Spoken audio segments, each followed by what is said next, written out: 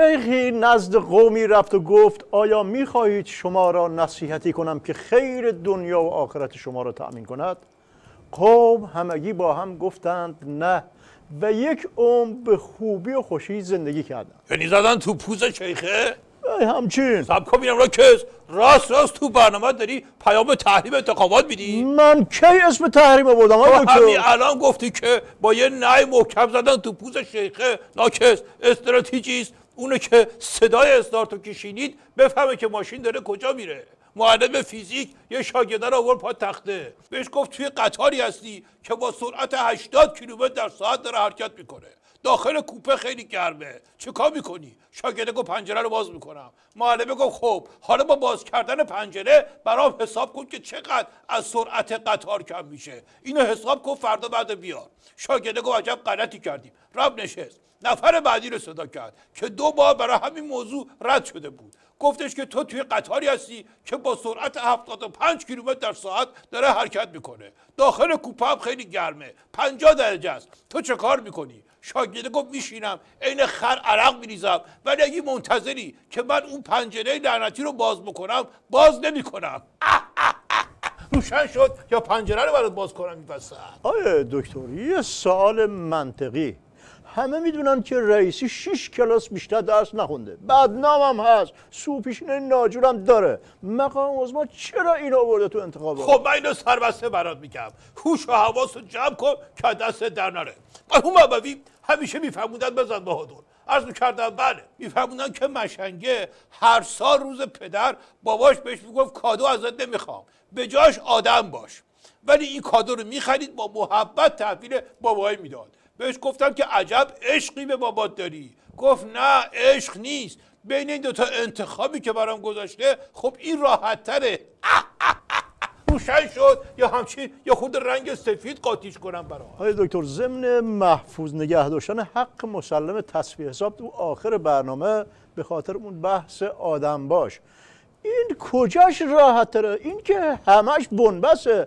اگه مقام عظما اینو از صندوق بکشه بیرون خطر فتنه تو کاره، اگر نکشه بیرونم ایشون ببازه مقام عظما 3 تا مشت سنگین میخوره، هم انتخابات، هم تابلو شدن ضعف جلو چشم همه، هم ضایع شدن داستان جانشینی مقام عظما. آی دکتر بیا و یه نصیحتی به مقام عظما بکن که تا فرصت هست اینو بکشدش بیرون. کس مگه نون سنگکه؟ سب کن میرم تایموت تاکتیکی وسط بحث استراتژیکی.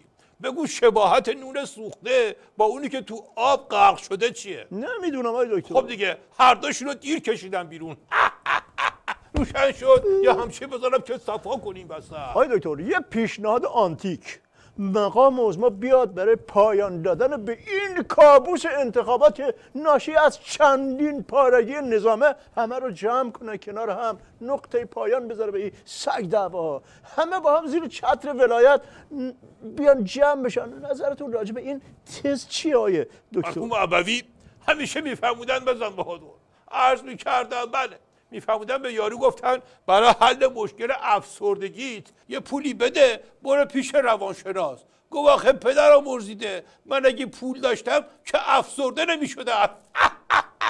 روشن شد یا همچه بذارم که یخته افسرده بشی وسط برنامه. دکتر خیلی روشن خاموش کن، حواستون جمع باشه. تو تایید فرمایش استراتژیکیتون عرض کنم که تو دنیا 3 چیز خیلی مهمه.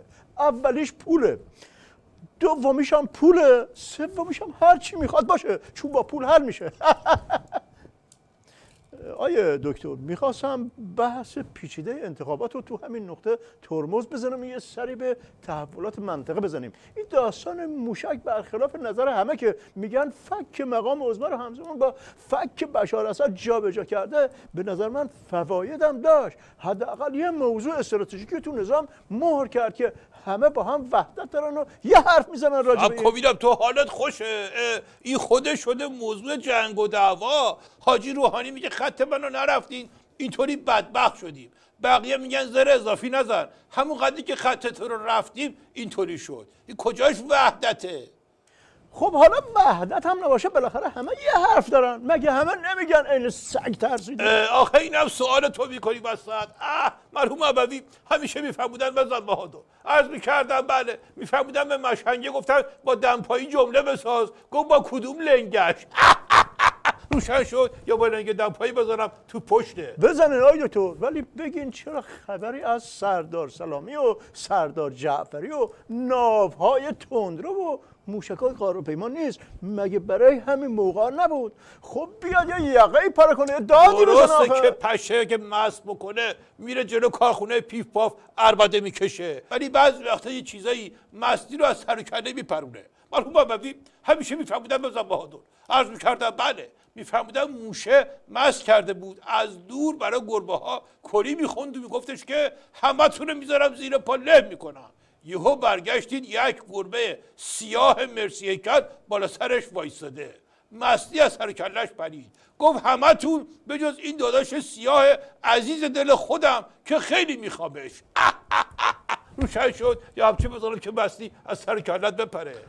آقای دکتر برنامه رو همینجا به پایان میبریم. سب کن میرم، من هنوز کلی بحث دارم این وسط. فرصت نیست، بذاریم برای هفته بعد. ناکس هر دفعه همینه بهم میگی، بعد معلوم میشه که دروغ گفته بودی به. آی دکتر چرا زورت رو به من میرسونی؟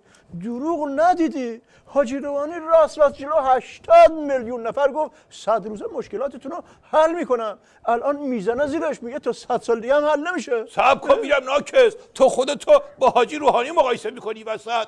او حرفه‌ای این کاره، در سطح لالیگاست، تو کوچه گل کوچیک داری میزنی نسبت به اون. اونو باید بهش گفتش که یه بار تو بیا راست بگو ببینم بلدی یا نه، ولی تو که اینجوری نیستی که. دکتر من نمیخوام اینجا بلند دعوا کنیم، میخوام دو کلم حرف منطقی بزنم. آقا رو دکی وسط بحث به مقام عظما گفتی نمیتونی آدم باشی، درسته یا نه؟ صبر کن میرم، گفتم که گفتم. خیلی هم دوست داشتم بگم تو یه قدم برو تو کوچه بازار، تو خیابون بگرد، تاکسی سوار شو، ببین چه چیزایی بهش میگن که میش بشنوه میره پیشواز گرد. حالا یقه منو گرفتی این وسط. آقای دکتر من که میدونم همه میگن دارم باید میخواد